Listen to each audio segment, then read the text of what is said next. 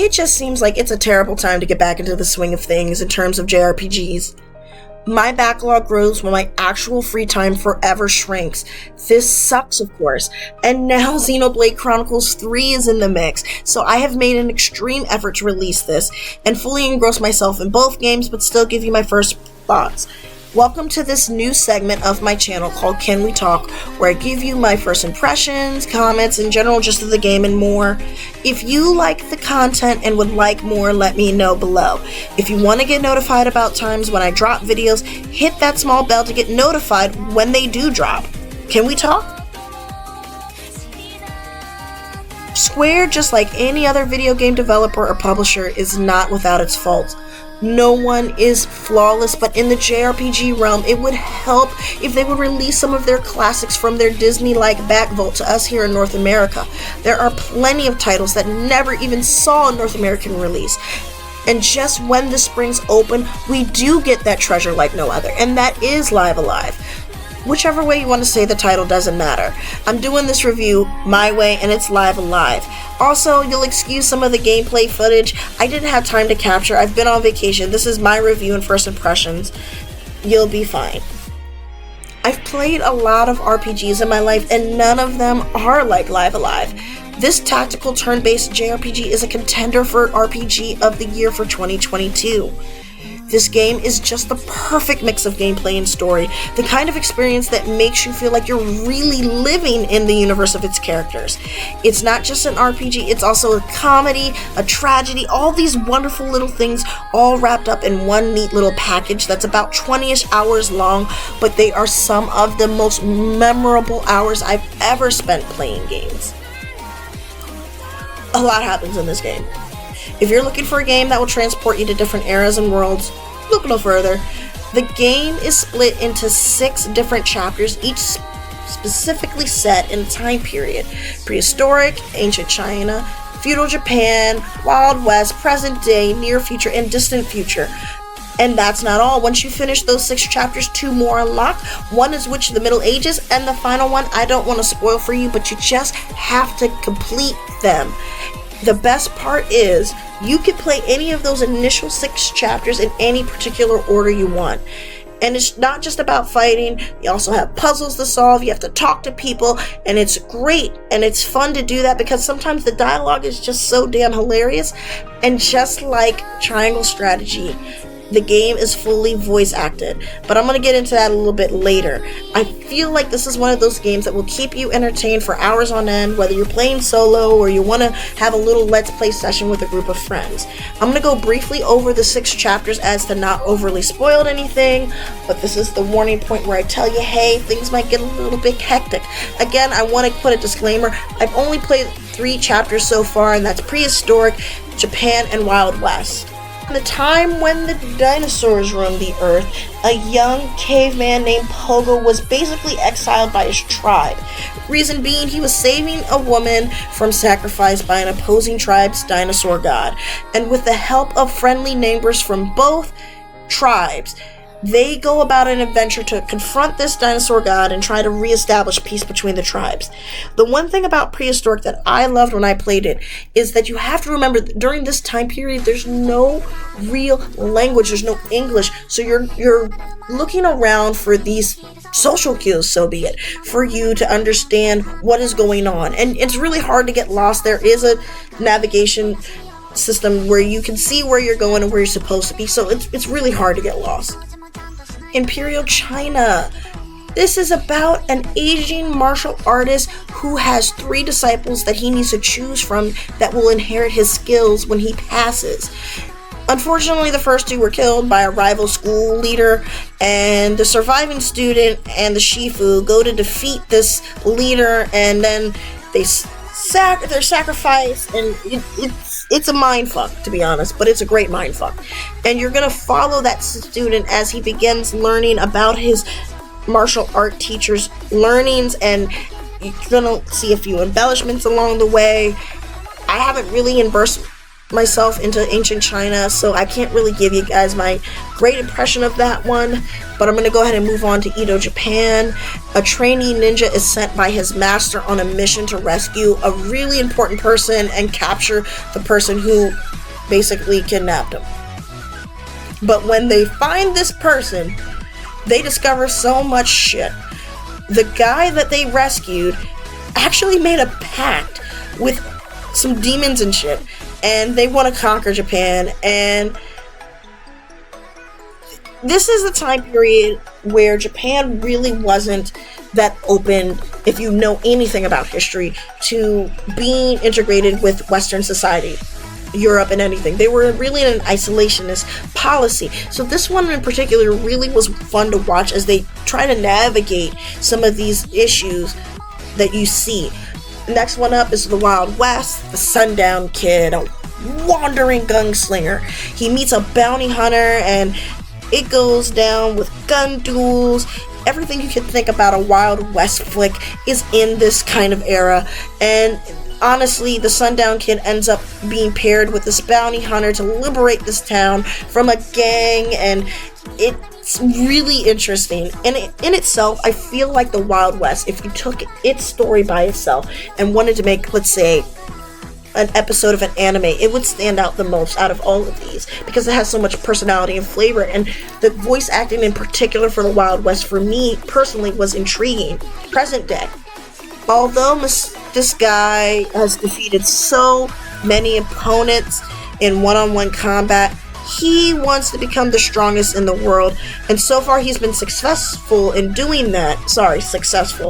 doing that by defeating fighters who specialize in all the different kind of fighting styles there are, jiu-jitsu, all of it, whatever you want to say. And however, it's not going to be that easy for him to accomplish his goal because some other forces out there determined to defeat him. And unfortunately, that person has been murdering anyone that's been challenging him. So can Masaru rise to the challenge? It present day, I haven't really touched it yet. Near future, I haven't touched either, but I'm going to touch a little bit about it. It's literally about an orphan/psychic, and he's trying to, hunt down this biker gang to seek revenge for his father. Sorry guys, I'm recording this in the fly. And he's teaming up with his friend to pursue this biker gang. And they're learning that they're being used by the government to obtain sacrifices for an idol who wants to bring an enforced peace. And I'm like, what the fuck? So I didn't really find myself too captivated by Near Future. I like the aspect of the psychic and the abilities and things that you can learn with psychic Akira, but otherwise I didn't really. I was like, what the fuck is going on sometimes in there? Now we're going to talk about the distant future. The cargo ship is carrying a maintenance robot named Cube. He's a little cute little, mascotty type thing that you usually see in JRPGs or in RPGs in general. And he starts investigating the ship that is carrying this really kind of dangerous monster to Earth. And unfortunately, this fucking monster escapes and begins killing the crew. And he is trying to figure out what's going on, and this monster wants to do some weird things. It's fine, and it's fun and engaging compared to Near Future and present day, personally for me. I don't want to spoil the medieval chapter, and I really don't want to spoil the 8th chapter, but let me just say for the 8th chapter, it does tie everything in all together, and unfortunately, a very heavy choice has to be made. So now I'm going to go ahead and talk about the visuals and gameplay. But I don't know about you guys, but when I read a book or watch a movie, I'm always looking for parts that grab me. The scenes where characters are at their most vulnerable and you can really see what's going on inside them and character development. This game is one of those moments for me. In general, I'm staring at my screen, I'm trying to figure out what to describe. LiveHikari does so well for you guys. And Honestly, the beauty of Alive is that each chapter offers something different. In some chapters, you'll have an open area to explore, while others you don't. Some stories lean heavy on combat, others limited to a couple battles here and there, sparse and in between. Some encounters are random, some aren't. There's humor, great writing, interesting battles. The way it switches between characters is pretty awesome, and I just love that old school JRPG feeling.